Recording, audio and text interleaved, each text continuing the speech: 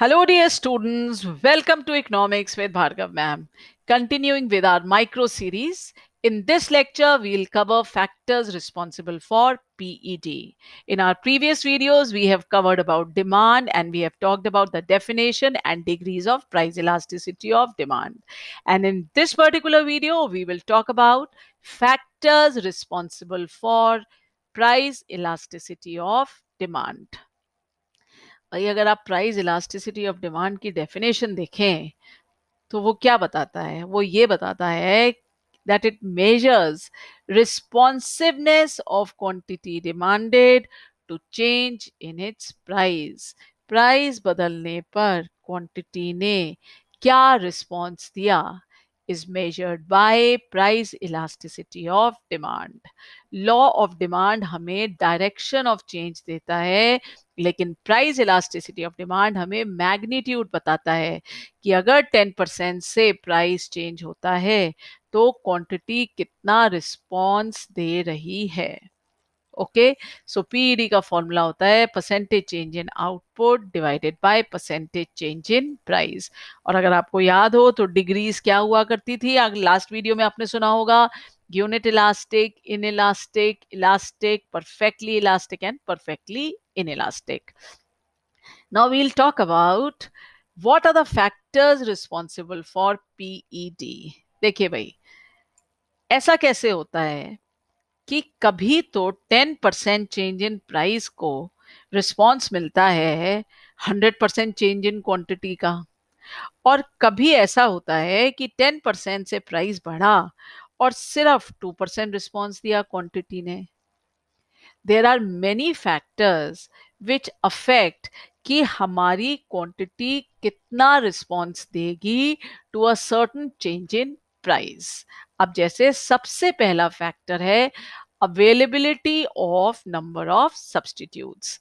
इसके अंदर क्या होता है कि अगर आपके पास larger number of substitutes available है तो जैसे ही सब्सटीट्यूट गुड का प्राइस बढ़ेगा तो आप अपनी कंजम्पशन दूसरे गुड्स पे शिफ्ट कर लेंगे.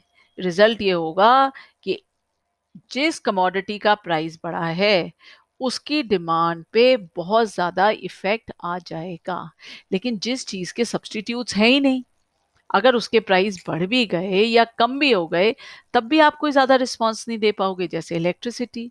सो if number of substitutes available are large in number, then the consumer can shift his consumption to other goods. In case there is a rise in price of the good he consumed, जैसे for example the gel pen which you use, there are thousands of gel pen brands in the market. अगर अब आप Reynold use कर रहे हो और उसका price बढ़ गया तो कोई बात नहीं, आप सेलो पे शिफ्ट कर लोगे या किसी और पे शिफ्ट कर लोगे, जरूरी थोड़ी है कि आप रेनॉल्ड ही यूज करोगे. But if no substitutes are available, then consumer has no choice but to consume the existing good. उसके पास कोई चॉइस नहीं है, उसको वो यूज करना ही पड़ेगा. जैसे कि इलेक्ट्रिसिटी, अब इलेक्ट्रिसिटी के क्या सब्सटीट्यूट है? कोई सब्सटीट्यूट नहीं है. अब अगर इलेक्ट्रिसिटी के प्राइस बढ़ते भी हैं पर यूनिट तो it's not that you will stop using it. हाँ, ये जरूर है कि आप फालतू में जो आपके यहाँ लाइट या फैंस चलते रहते हैं आप उसको स्विच ऑफ करो, but then you can't shift as you shifted in case of pen. So इसीलिए a good which has larger number of substitute, it has elastic demand. Example, a certain brand of pen. A good which has small number of substitutes, it has inelastic demand. आप shift कर ही नहीं सकते, और करोगे भी तो बहुत थोड़ा रिस्पॉन्स दोगे. फिर दूसरा फैक्टर है शेयर इन टोटल एक्सपेंडिचर. अब शेयर इन टोटल एक्सपेंडिचर क्या होता है?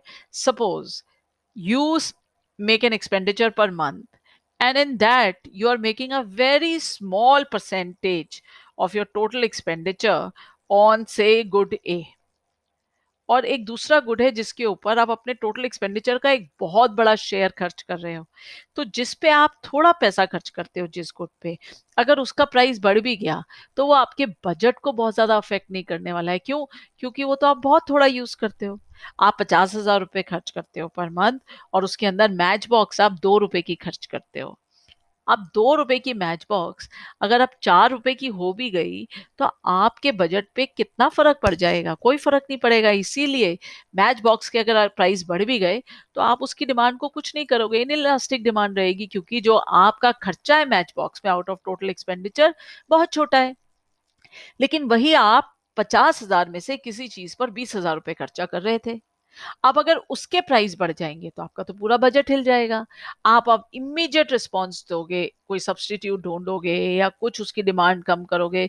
क्यों? क्योंकि अगर आपने उसकी डिमांड नहीं करी, सब्स्टिट्यूट नहीं ढूंढे, तो आप बाकी कैसे खर्चा करोगे 50,000 में से? तो if share of total expenditure on a particular good is small in total expenditure, a change in price of that good will have no effect on the budget expenditure of the household. As a result, demand for that good will be unaffected or affected only slightly, vice versa. A good which has large share in total expenditure, it has elastic demand. Example, expenditure on clothes and entertainment. A good which has small share in total expenditure, it has inelastic demand, such as expenditure on matchbox. तो जब भी आपका total expenditure पे में किसी भी चीज पे एक्सपेंडिचर कम होगा, उसके प्राइस बढ़ने या घटने से आपकी बजट पर, डिमांड पर कोई ज्यादा इफेक्ट नहीं आएगा।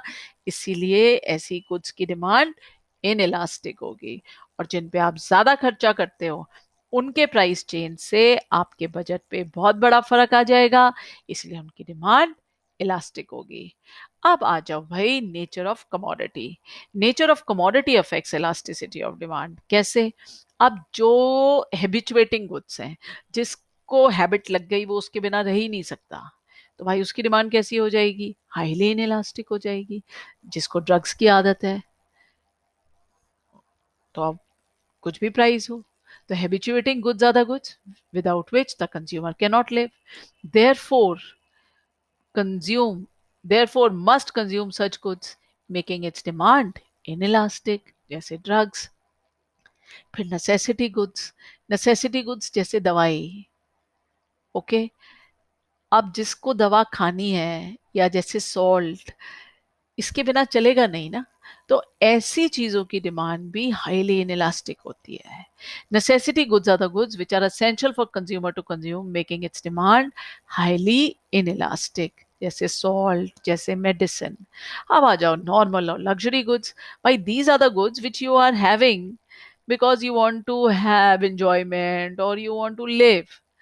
It's not that you will die without them. So normal or luxury goods are the goods which consumer consumes as everyday consumption item, not necessary but for enjoyment, making its demand elastic, highly elastic. Expenditure on clothes, mobile, etc. अब आ जाओ time element. Time element बहुत बड़ा affect करता है आपके price elasticity of demand को।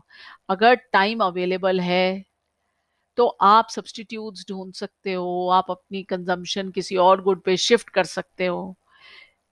तो जब भी आपके पास टाइम अवेलेबल है, आपकी डिमांड इलास्टिक होगी।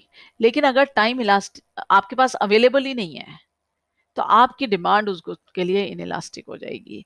जैसे आप शॉपिंग करने जा रहे हो, ब्रांड्स, एक शोरूम से दूसरे showroom, you look for sale, but suppose किसी की तबीयत खराब हो रही है, उसको हार्ट अटैक हुआ है, तो ऐसा थोड़ी आप एक हॉस्पिटल से दूसरे हॉस्पिटल उसको घुमाओगे, इतने में तो बहुत प्रॉब्लम हो सकती है। तो ऐसी चीज़ों में जिसमें कि आप ज़्यादा टाइम नहीं स्पेयर कर सकते, किसी की तबीयत खराब है, किसी को हार्ट अटैक है, तो ऐसी चीज़ों में जो आपकी डिमांड होगी वो हाईली इनइलास्टिक होगी। और जहाँ आप के पास बहुत टाइम है, आप उसके सब्स्टिट्यूट्स ढूंढ सकते हो, ऐसी चीजों में आपकी डिमांड इलास्टिक होगी। So if time available is large, consumer can shift his consumption to other goods, that is to some substitute. But if no time available, then he will have to continue with the consumption of the same good. If long time available, demand is elastic. Choice of shop when shopping for branded clothes.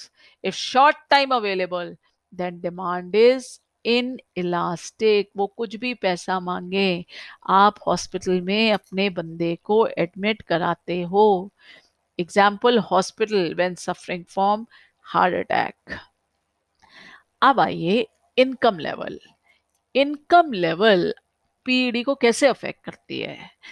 जो जिसकी अमीर आदमी है, जो जिसकी income high है, अगर उसके लिए किसी चीज का दाम बढ़ भी जाए तो वो तो अपनी डिमांड को बहुत ज्यादा नहीं बदलता.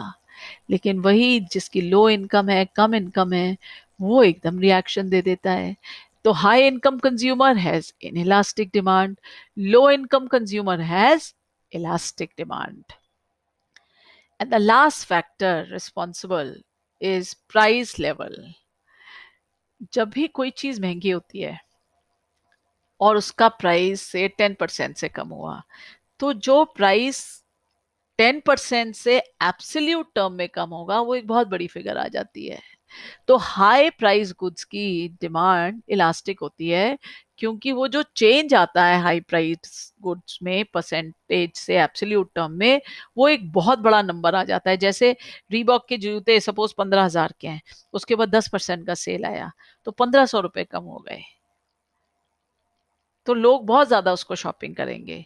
लेकिन अगर वही एक 2 रुपए की चीज पर 50% का भी सेल आ गया, तो 2 रुपए की चीज 1 रुपया, 1 रुपए का बेनिफिट हो रहा है, तो उसके लिए 1 रुपए के बेनिफिट के लिए आई डोंट थिंक कोई बहुत ज्यादा बॉदर करेगा. सो जो लो प्राइस गुड्स होते हैं उस पे प्राइस चेंज का ज्यादा अफेक्ट नहीं होता.